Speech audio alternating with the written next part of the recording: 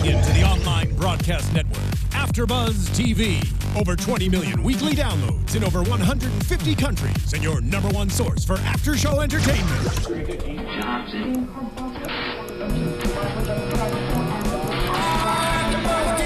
AfterBuzz TV, the destination for TV superfans. Producing aftershows for over 300 of your favorite TV shows, interviewing celebrities and showrunners, and bringing you behind-the-scenes exclusives. All thanks to E! Entertainment's Maria Menounos, producer Kevin Undergaro, and internet leader Akamai. Now, let the buzz begin! We have a new song. It's Neo.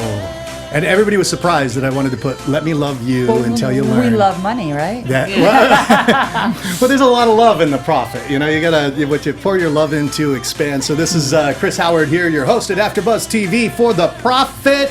And we are going to profit tremendously from two new co-hosts on the panel here today.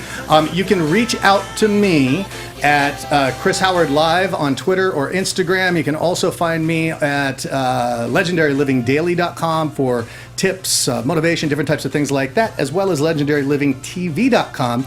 And over here to my left is the lovely, ever infamous and oh so popular Niena.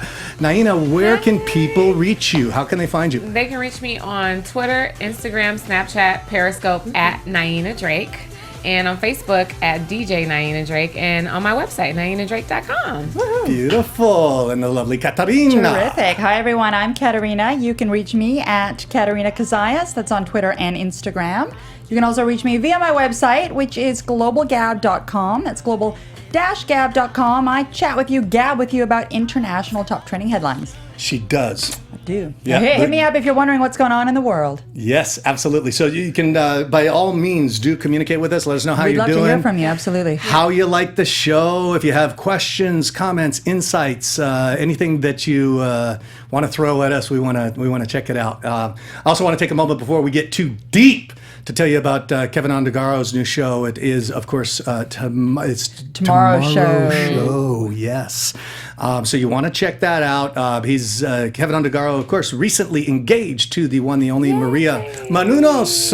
We can have a celebration. Congratulations to them. Yes. And since Maria's Greek and I'm Greek, I'll do a shout out in Greek. So Maria nazisete. Whoa. There you go. There you go. That's a trip. Now you Part said of my global gabbing right there. You also said you were related to Alexander the Great, didn't you? Oh, well, I'm a descendant of course. So. Whoa. All right, Be gotta watch careful. out. She's going to be taking over the entire network. But in any case, so Kevin's new show, Tomorrow Show, you can catch that. It's about a man with a midlife crisis. So I figure, that's a show that I want to watch, right? I was going to say, are you resonating with that? Yeah, I'm turning 46 tomorrow. Should be funny. Yeah, should be funny. Birthday. Yeah, thank you. It's on the same day that Batman versus Superman comes out. Yes. For the win. Very cool for the win. Are you a Batman or a Superman fan before we get into this show? I'm both. Everybody is both, actually. I don't think anyone, we love both of them. I don't know if anyone says I'm going to pick one over the other. If they're super intense. Yeah, they're amazing, both. Although you have to admit that there's no way Batman could beat Superman. Superman could blow on Batman and there's the debate. That's when it starts. That's when the debate starts. Well, I was going to say, when the movie debuts next week, you're on Friday. Saturday? Friday. No, it's tomorrow. It's Thursday. Oh my gosh, yeah. I know a lot of people have already seen it, and they say it's amazing. And Really? It's a lot of surprises in the movie, that a lot of things you just didn't expect. No kidding. Well, I expect not only Batman versus Superman to be incredible, but also the Tomorrow Show with Kevin Undergaro, Yes, where he's a man having a out. midlife crisis, and he gets to play with a bunch of millennials and have a whole lot of fun here on AfterBuzz TV. So that's something not to miss. But speaking of missing, we're going to talk about profits that are missing within businesses and how Marcus Lemonis has the ability to come in, turn these businesses around. I'm so thrilled to have y'all Thank you. here joining us. Thank you for having us with you. This is cool. So we're looking at season 3, episode 8 and 9. And, for me, as always, I'm always looking for what business learnings can we get, insights, understandings, watching this stuff and pulling it out. And, of course, we'll talk a little bit about the ladies' expertise here. So, Niena, why don't you share with us a little bit what background you come from and who you are? I've worked in television for 10 years. Oh my gosh. Well, I started in 10 years when I was 16 years old, working at a network in Chicago. And then I've been an entrepreneur actually for it's going on 10 years.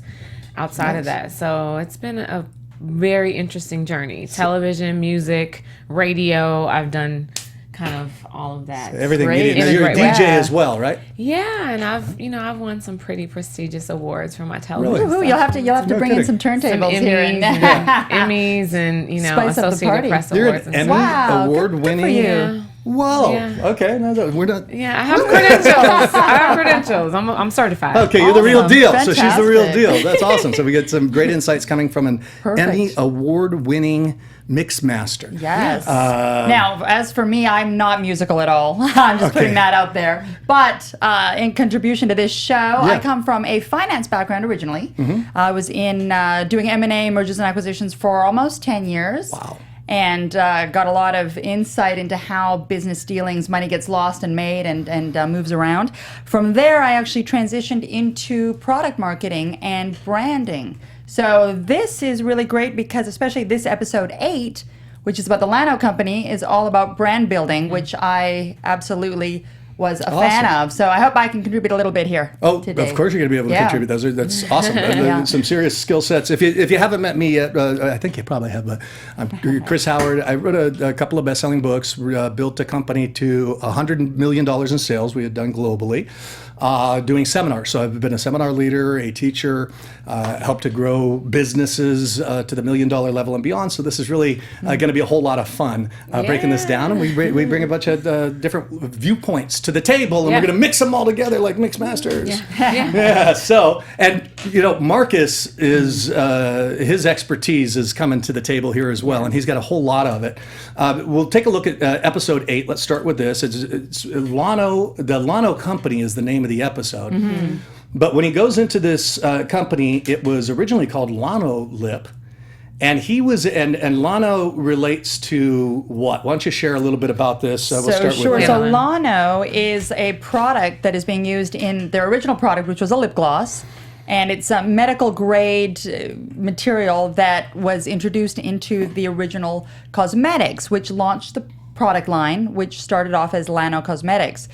What happens through the episode, and we see this, or what happens with the company, is that they start to diversify into a number of alternate products that have nothing to do with the original base of Lano. And the original, it was based on lanolin. Right. Yeah, the founder said that she had a baby, she was breastfeeding, and she couldn't, obviously, it's a women thing, but your nipples get dry, and she needed something to make sure that her lips weren't chapped, and that's how she used lanolin, and that's where Lano came from. Now, have either of you used lanolin in products before? Yeah, absolutely. Okay. I haven't. If I have, I haven't noticed, but I'll be aware of it now. It's a more of a smooth, lubricating kind of cream. She said it comes from sheep.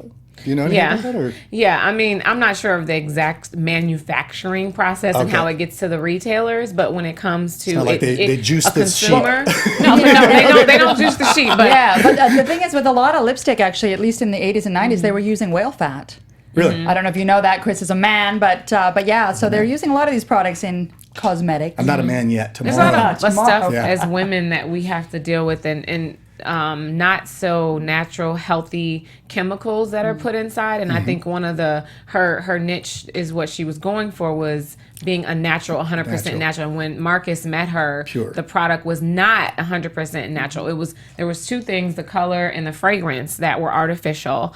And he paired her with another company, and then they got it to 100% natural. Got it to where it needed to go. Yeah, because as women, we put a lot of chemicals on our bodies. And you can't call something all natural if it's got artificial stuff in it. Absolutely. So I appreciate that they're back to the natural. Keeping it real. Yes. So Marcus comes in, he looks at this, and he thought that because the company is called Lanolips, and he liked the story, he liked the narrative, what brought... There's a human element to the story, Yeah. What do you, I mean, you both come from business backgrounds in different areas. Have you, like, when you think back to businesses that you've been a part of, was there typically a story like that and how they came in to solve a need? Or definitely when you have a story like that, it makes it easier to spin the marketing pitch. Right. It also makes people remember it versus just a random product on the shelf. So I'm a fan of things that come from human experience and have a little bit of heart. Yeah.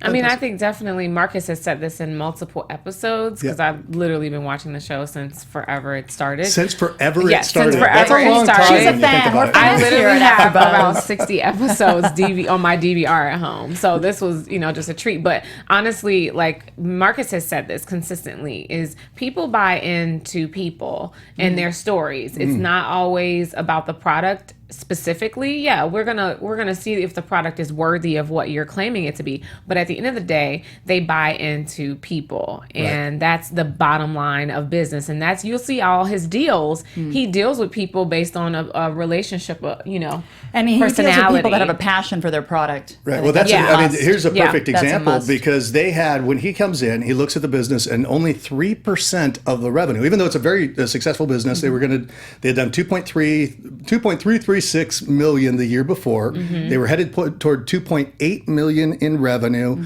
with a $400 net profit. 400,000. 400,000. Yeah. Yeah. Sometimes $400. 400,000. We were going to strive for that. Which is pretty good for a company that started in their kitchen. I think it's great for a Yeah. company that started. Yeah, so they're doing well from an outside perspective, even from an inside perspective. But he's going to provide another layer of understanding about it.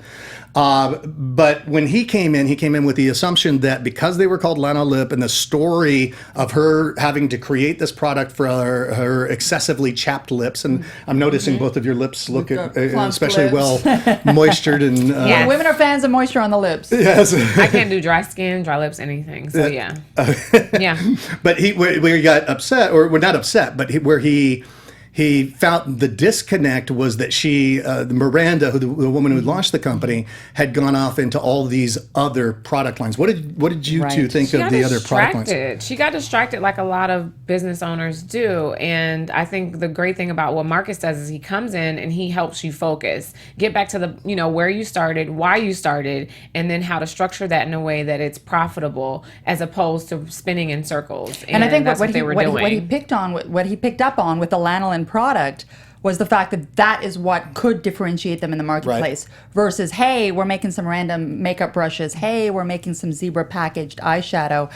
That was She was missing. buying everything that she wanted. Right? She was excited. And She's we just can kind of appreciate following that. her whims wherever she wanted to go. Right. Yeah, she was excited, but I think him coming back and saying, we've got to go back to this hub and spoke model, which is, what he used, get back to the main product and then go from there, assuming and keeping everything in that core product line. Absolutely. Niena, I'm curious. Niena, it's like hyena, but it's Niena. Can I? Yeah, like it. Hi, Ina. Not Ina. With an N. Were you surprised at all when Marcus said that he was going to take him back to the roots and focus on just the 3% of the revenue that was coming in on that which was producing that he wanted to expand on that and pretty much dump the rest? Did that surprise you at all? Or? No, it was consistent to how he does business with all of the other entrepreneurs because at the end of the day, even though that was not the meat of where their revenue was coming from, he looked at it and said, okay, let's focus on the big picture. And that's where they were losing. Okay, do you want this to have a life for another 20 years? Or are you, going to just be in it for the another quick buck, year? right. And so that's, to me, it didn't surprise me at all that he took that route as far as a business perspective for him goes, because it was the big picture, not the short term. It was very long term, and it made perfect sense. Right. And speaking of sense, we over to my lovely Katerina. What do you think was there to be gained by focusing in on that little piece? For the big picture? Again, back to the branding, you have consistency throughout the product line. So people that are coming know that whatever I buy from you is going to have lanolin in it. It's going to be medical grade. This is important for their brand recognition. But also, I think what they were able to do was really hone in on the packaging. Right. So you saw the products go from scattered packaging to a really nice, clean, Design. and what looked like expensive packaging, and I thought they did a great job. I was a big fan of that. If I saw that product in a department store, my eye would go to it. Yeah, absolutely. Yeah, but definitely, no doubt about it. Because I noticed that as well, that when they were able to roll that strong brand presence out and penetrate the market with that, rather than being scattered. And as you had mentioned, distracted, they had the potential to really win the game with something that was going to work and go the long haul. And you saw them win the game by the fact that they were accepted onto QVC, which is a massive shopping network. Now, were they accepted, or did they just begin to open the door? They opened the door. It was starting the relationship because we didn't get to see the follow up as to them actually going on the show. And they did say that they could roll it out in about 60 days. Right, but I think they got an agreement from QVC. That's pretty big. Right, yeah. Right. And Birchbox, right? At Birchbox, which is another home delivery, 1 million subscribers. So these are big marketing avenues. Those are really big company. deals, which is kind of neat because you see him rolling it out through various marketing channels, through various distribution networks. Once he's got. Right. And that's to me the key. Once he's got the people, the process, and the product well defined, then you go out to those marketing channels. Right. Because the only thing worse than having an opportunity or not having an opportunity is having an opportunity and not being prepared. Not being prepared. Right. Yeah. What did you, in terms of preparation, Katerina? What did you find made this company or prepared this company most for distribution? Definitely, in my opinion, it was the fact that they had tightened the company focus. So they had gotten rid of a lot of the periphery items, like the makeup brushes again, like the weird eyeshadow, like the terrible zebra packaging, which they said was 80s marketing, 80s branding, and it was so 80s. It was terrible. But I think what they did is they brought it back in, and they were able to say, this is who we are. These are our 8 products or 6 products or 10 products. And we can go forward from there. I think what they did that was really smart, what Marcus forced them to do, was to bring in manufacturing on a larger scale, right? So you saw them go away from the girl that was physically pumping the lip gloss bottles to large-scale manufacturing because he foresaw the fact that they would be getting big orders, 50,000 unit orders. And so, he's, like you were saying, he's got his eye on the big picture. Yeah. Right. Yeah. Yeah, so you saw the cleanup. Now, when you had mentioned earlier, Niena, that people can get distracted easily. Have you had experience in that in the business world where people were getting distracted? I think a lot of us as entrepreneurs and creative people, we're good at a lot of things. And so for me, and speaking from my personal experience, is focusing in on that one thing. You can do them all. And Diddy has said this, you're going to get to them all, right? You can be a fashion designer, you can be a musician, you can do all these creative things, but the most important key is to focus on one, use that as a foundation, and then go from there and grow your brand from there. Right. And so that's where Marcus, he definitely hones in and focuses. And in regards to like taking it on a bigger scale with manufacturing and then the branding and bringing like partnerships, it was very important that they kept their staff. Like, people are very important to Marcus. So the young lady that was filling the tubes like by hand, she was very afraid of her job security. And it was important for the owners to step in and say, you know what, you were here with us from the beginning. And it's important that we, you don't stress about that. We got your back and we appreciate you for all you've done. And even though we're gonna not necessarily need what you're doing anymore, we're gonna find a place for you in our expansion process. Projects of love, right? Back to the song, the opening song. These are projects of love, and this is what makes them successful. And I think Marcus shows that he cares. Right.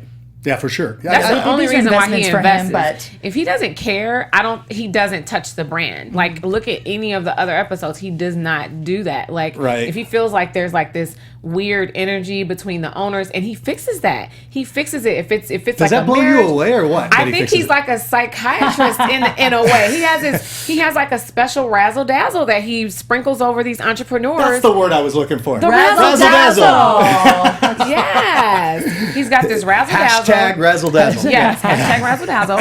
And he sprinkles this razzle dazzle over these entrepreneurs. And if there's like a family, if it's a family owned business, if they were best friends, if they were, marriage partners, whatever the case may be, he finds a way to get rid of that conflict so we can get back to business. Because that's really the bottom line. But people let their emotions get in the way of money. And honey, it's never that serious. We need to make this money, honey. Oh, you are good. Razzle dazzle. Razzle dazzle yourself there. Yeah. But isn't it true that oftentimes it's the relationships that screw things up more than anything else? Absolutely. And we've seen that over and over again. And there was some tension in this episode. Yes. Right, between between Miranda and there's tension between Miranda and Lane, her husband. Yes, he was afraid to talk to her. Well, you saw, she was definitely wearing the pants in that relationship. Yeah, absolutely. Yeah, so 51% owned by her, right? 49 by him. But that was smart though. Having the 51% gave them a lot of tax benefits and things like that. So I understand that, but it was a power move for her as well, and he didn't mind. He made a joke of it where he was like, "Yeah, I'm making cosmetics." But speak to that for a second. Yeah. Speak to the 51% tax benefits.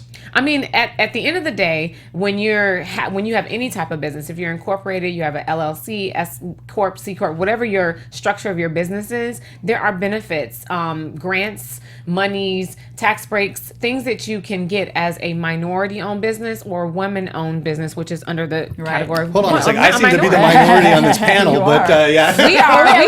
We win. Where's my benefits?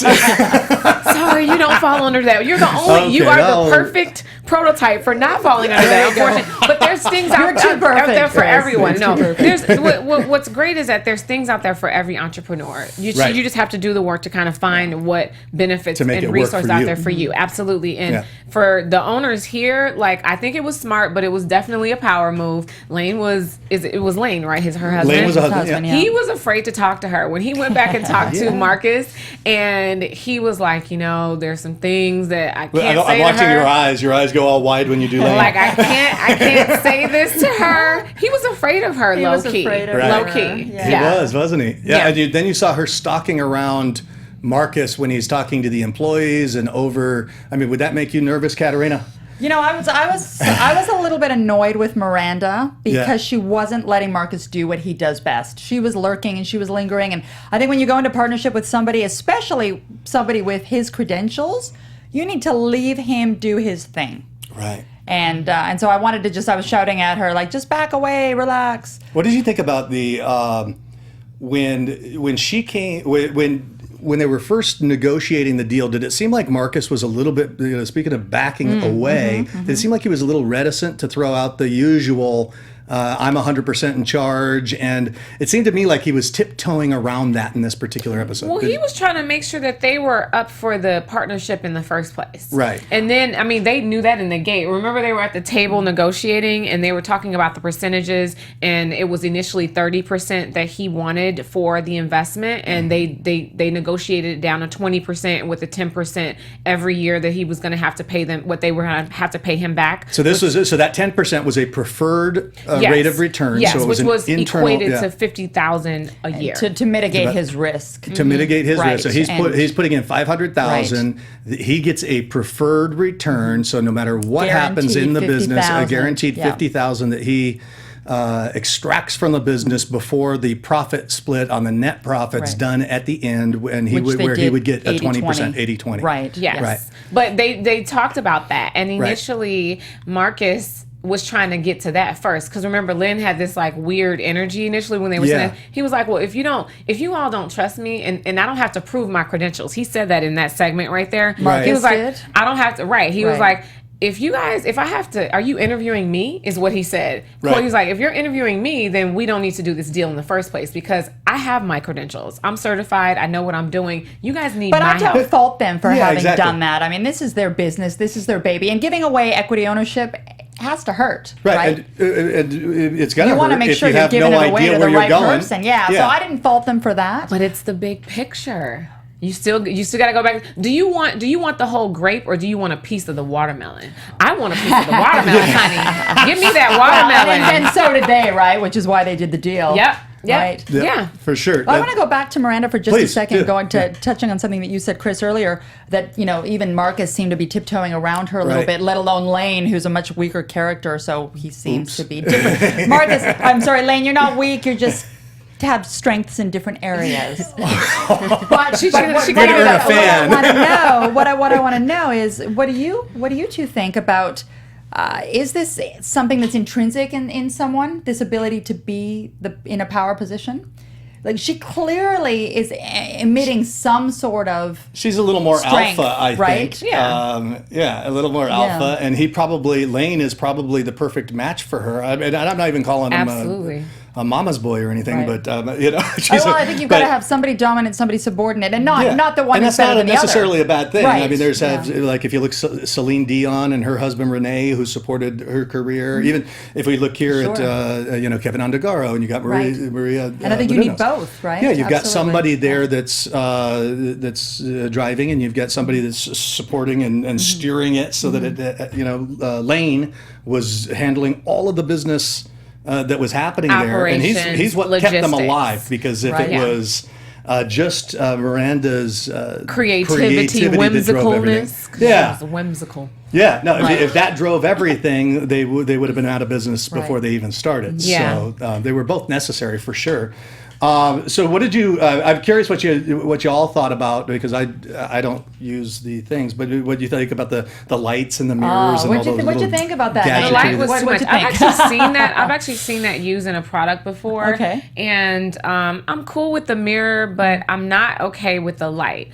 I'm pretty old school, and so for a lady, you don't let people always see you put your makeup on. You just have it on, honey, and you let them think that you walk around and you woke up like this. And so I don't like obnoxious displays of anything, including putting on makeup in public with a bright light. But see, that's Right. where I disagree with you, because I actually loved the mirror. I loved the mirror. I think mirrors should be on everything, because I never have one when I need one.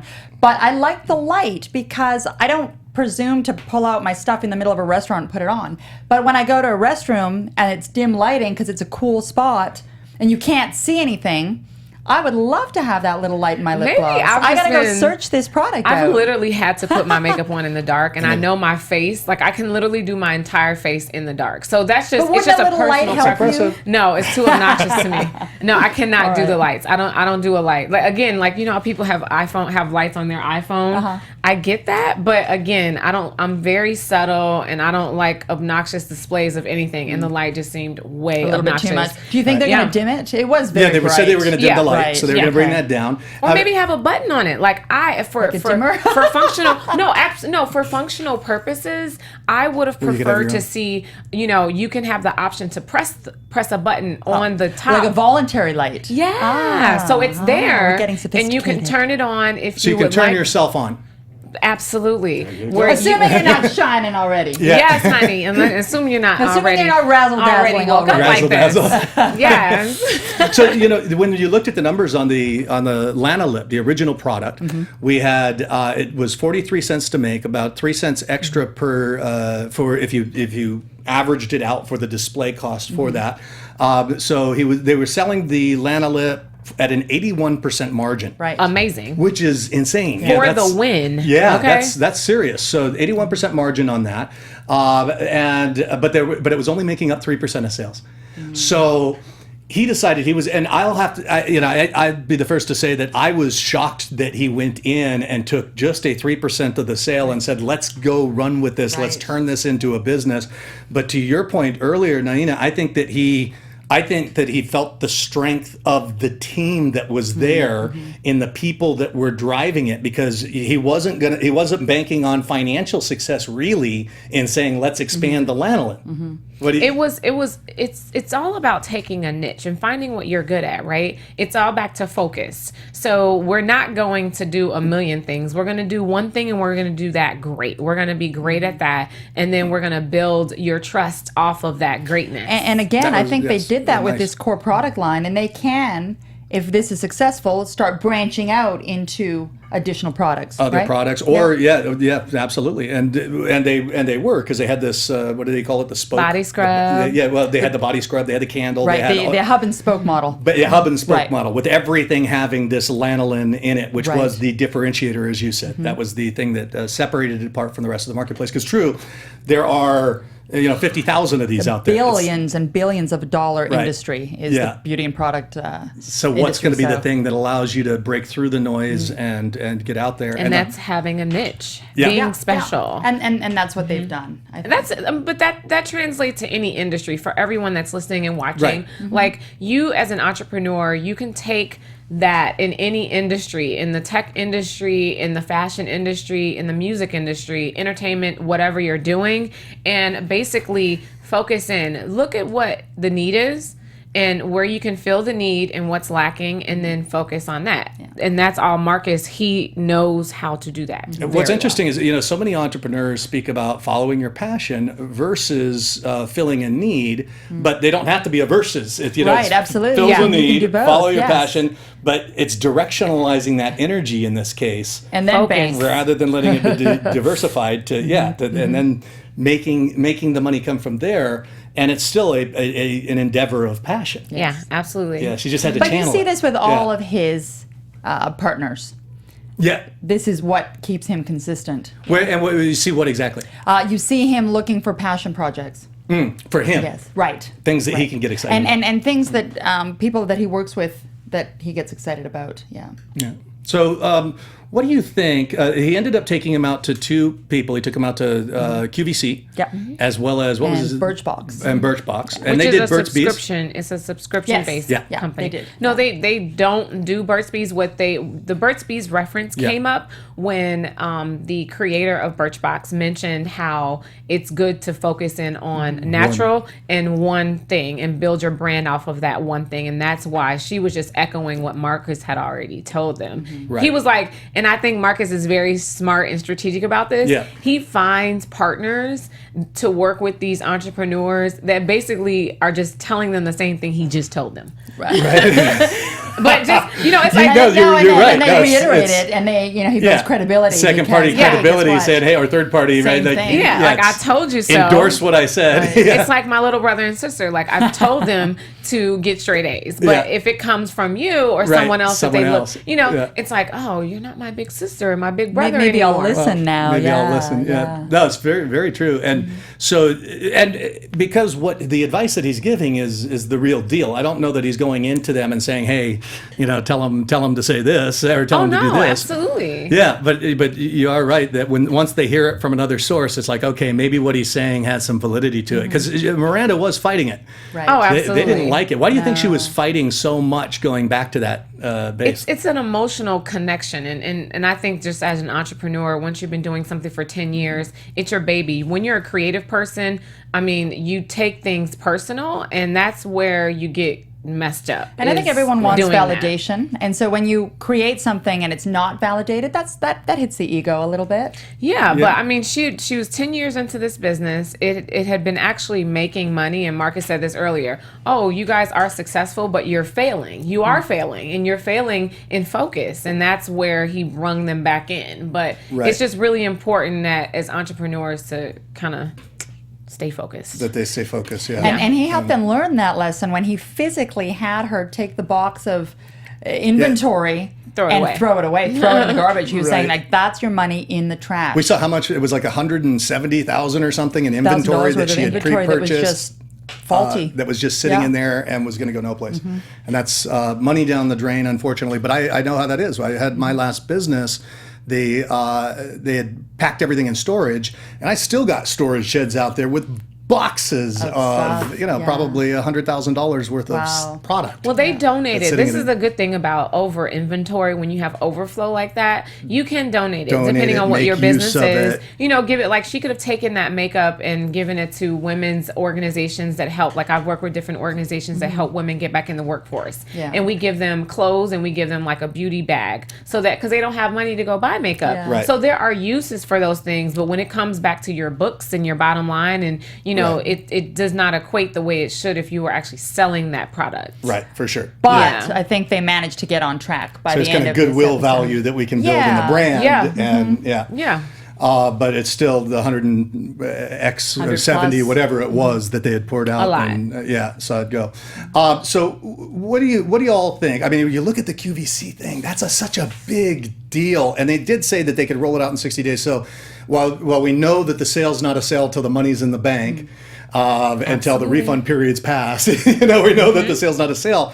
It did look pretty positive with QVC moving forward. The other company, the Birchbox, with that company, you said it's a subscription service. What do you mean by that? Has two structures to them. They're a subscription-based service. So if myself or you wanted to get a monthly box of beauty products, they have these partnerships with different brands, and it's like Christmas you pay a every fee. month. Right. Yeah, you pay a fee, and depending on the fee that you're paying, you get certain sizes of products or whatever sent to you. But Birchbox also has a retail store. And so what we saw in this episode was not only them considering being put into the box and sent out to 100,000 of their subscribers, but also being positioned in their retail store, which was key because that's like They've actually got Birchbox like has touching a million subscribers. Yeah, but but her deal that she mentioned was 100,000 of the million. Of the million. Which could then move into more potentially. Nice it depends on chunk. how they target it, right? Yeah. But that is huge. So this we're saying if you had a corporation that was going to send out gifts to everybody inside the corporation, they might use a company like this to distribute those gifts. Yes. Or to other businesses that they do business with.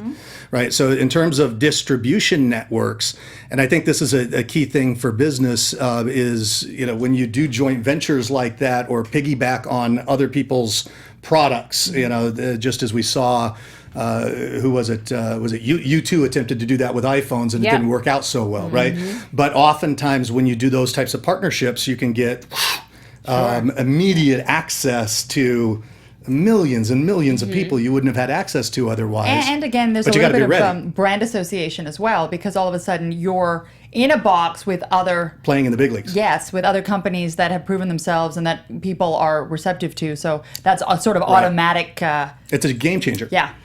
We had that, and when I built my last company in 2007, we had decided I had a marketing guy that we hired, and he said, "Okay, I want you to make a list of the 50 people you want to be in business with or have close to you." And I wrote down all these names, and we were talking about Bob Proctor earlier. Right. He was one of the people, so it was peers in my industry. Sure. And I had probably within 3 months, I had 10 of the people of the 50 on the list that were close personal friends. Right. Nice.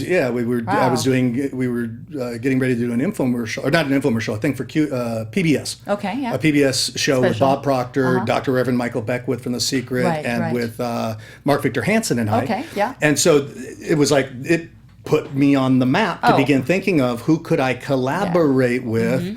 This is absolutely to bring things to what market. I mean. It changed things. Absolutely, it was a game changer. Yeah. I mean, Fantastic. it can work in a positive way and it can work in a negative way. That's one thing to be very mindful of, is like you're guilty by association, and just in life and in business, it definitely, you have to do your research. You can't just think because someone told you. I mean, I've said no more than I've said yes in this business, because I'm not going to. I've worked really hard to establish the brand of who I am and what I do, and people have a clear understanding of what that means. And so associating myself with someone else or a product or a company or an individual may not it's not always the right partnership. And if you stand for something else that doesn't align with my goal, my big picture, then I gracefully decline. I wish you the best. Which is why I don't fault Miranda, doesn't mean it's good. Right at the beginning, because she was wanting to dig a little bit. Who is this guy? What's it going to mean for me? So I don't fault her for that. Absolutely. So we see that we can get more market share by creating the right relationships. Yes. The right relationships is key. Yeah. But then also, if we don't have the people, the product, the process in line and in shape to go out, then it's just not ready to. And I think they did say that with Birchbox too. Didn't they? They said the company that's going to be going out through Birchbox has to know who they are. Right. And that's why at the beginning, Birchbox said to them, go home, get organized, and you're welcome to come back. Because I think that can be so, for a lot of business owners, that can be kind of depressing if they hear that, because they don't have the big picture in mind. They don't have the full watermelon in mind. Well, if you're in it if this is a marathon, this life is a marathon, it's not a sprint. Business is a marathon, and if you're in it for the long haul and you're open to constructive criticism, taking that meeting with them was like, okay, you know what? Thank you so much for your feedback. I'm going to go back and I'm going to get this back to you in 30 days, not 60 days. We're going to hit the ground, pound the pavement, and get this done so that we can roll this out, as opposed to someone who is not open-minded and not thinking long-term and big picture and not cool with collaborating with people. And again, they're going to take that and not be able to finish. She did a good job. And they're going to just be standing. I was like, oh, well, they don't want to do the work. Right.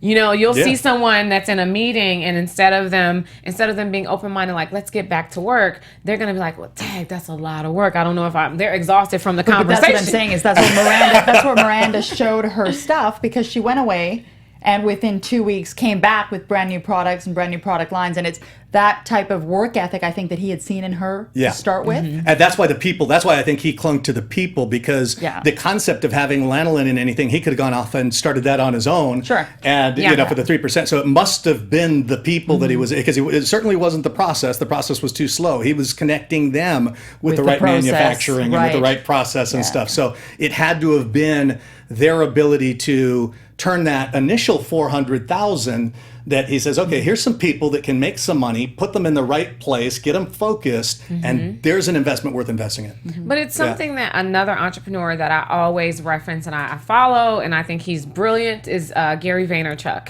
And Gary Vaynerchuk preaches how, you know, self-awareness is really important in the business world and just in the marketing and branding world too, because Marcus knew he could have went out and created a lanolin company. Like that would have been nothing. He could have did that in his sleep.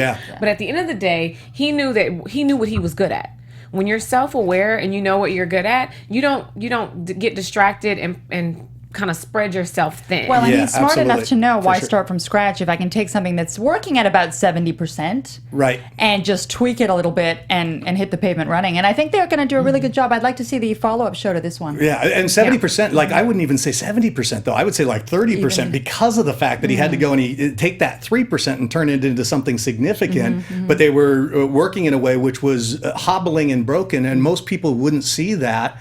Unless, you know, because to take that 3%, it would have been too big a hurdle for me personally to look at that. And that's why I was so impressed with this episode, because I wouldn't look at the 3% and go, boy, this is something worth saving. I'd walk away from that investment.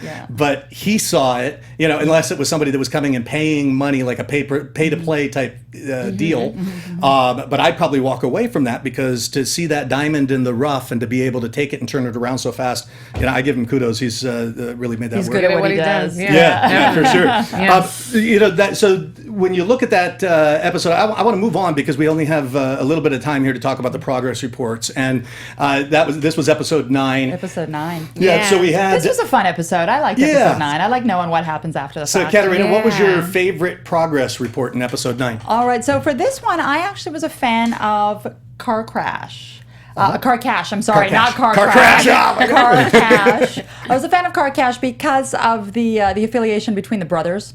So I'm a fan of siblings going into business together. I think it's hard at times, but I really felt for them, because this was a company their dad had started 40 years ago, and you could see that they were really trying to keep it afloat, and they were crushed by the small hurdles, but they're coming to realize that don't be afraid of change.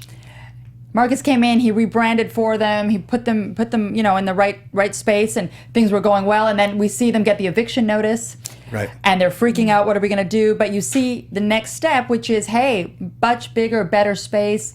They're opening it up to exposure, and so I enjoyed this. What did you think about that? When here they get an eviction notice, a lot of people would think, oh boy, that's the end of the world, and then pretty soon, new space. Well, they did think that. They thought it was the end of the world. And that's why you saw the tears rolling. But you know what? Like someone says, it's a saying that's like, a man's like denial is like a blessing in disguise. So you just never know what's to come. And we hold on to stuff. It's that emotional connection that we get to things and people. And it's like, you got to let that go in order to grow. And so it's important that they were able to do that. And good thing Marcus was there, because if Marcus wasn't there, they probably would have tanked, would have fallen apart. They would have fallen apart. And it would have been sad. And so you get to see the true blessing in his presence in there and coming to turn around the business, because he really is saving jobs, helping people to actualize their dreams. I mean, that's what a business structure becomes, the scaffolding underneath your dreams. And Marcus did grow this business so that they have multiple locations across the USA. I mean, that's fantastic. It's amazing. It's amazing. So Niena, what was your favorite My favorite report? was Pete's. Pete's I love that story. Are you a candy fan? Yo, I'm not a candy fan as much. I'm a snack person. Everyone that follows me on social media and that's watching snacks this, in here next time. I'm going to tell you, it's not just because of the snacks, because I have a sweet tooth and I love snacks and candy. But it was more Pete. Like, I remember Very when unique. I first saw this episode initially, and I felt so bad. I could tell he was such a genuine, amazing person. Pete is just the truth. He's like, you just want to hug him when you see him, and he just want to fix his hair a little bit. I just no, you want to leave it messy. Like that's what makes Pete is literally like a walking cartoon character, and you just love that about him. He's the sweetest guy, but he's smart and he has a passion for what he does. And I'm so glad. And their initial business partner that was Shady Boots that didn't want to let them go. Yeah. I mean, he was such an evil person, and it was good to see Marcus come in and definitely like save Pete and his partner from that distressful. Did they say how much the initial partner had put in? guy. I don't remember. He did say that in the initial, but what was shady about him was that he was claiming his investment was more than what it was, and he was also making them stay at that location on a residential street that had no foot traffic or anything, and he wouldn't let because go. he owned the building. He wouldn't let go or do anything to. He was done. He was just like an anchor. He was Kinda very, leeching off very of them. mean. Yeah. Oh my God. It was really he was one of all the episodes that I've seen of The Profit. Pete's was one of the ones that I felt really bad for. And I'm just, glad that Marcus was there to come in and save the day. And the expansion that they were about to do, they bought that bank across the street. That was so cool. And now they're going to be even bigger and better. And you know what I think is It's like, what would we do with this building? Right. No, Marcus is super duper smart. And this is where once you get your stride and you're in what you're good at, right? You just figure out how to make it better and expand and touch on. It's like a tree that grows. And for him, and where do your branches go? It's a double investment, because not only is he investing in Pete's growth, he's also investing in real estate, which from his side of things, and they ended up doing like 10 times the revenue in very short order with this, and the distribution was insane. I mean, this has got some serious growth. But that's the thing. It's about the growth, and that's why I was saying with the tree. So it wasn't just, I'm just going to grow this tree and let it stay where it is. The branches, he was going into sports arenas, and he was going into hotels and resorts. Huge. Like that to me is what you really do when you want to elevate your brand, is like take it to a place where it's like endless. And when you looked at the numbers, I mean, like he said, for 1,000 hotel rooms, it was 780,000 in net profit that could be gleaned from just 1,000 that one hotel area. So that was insane. One of the things they say is a belief that Warren Buffett had, or actually.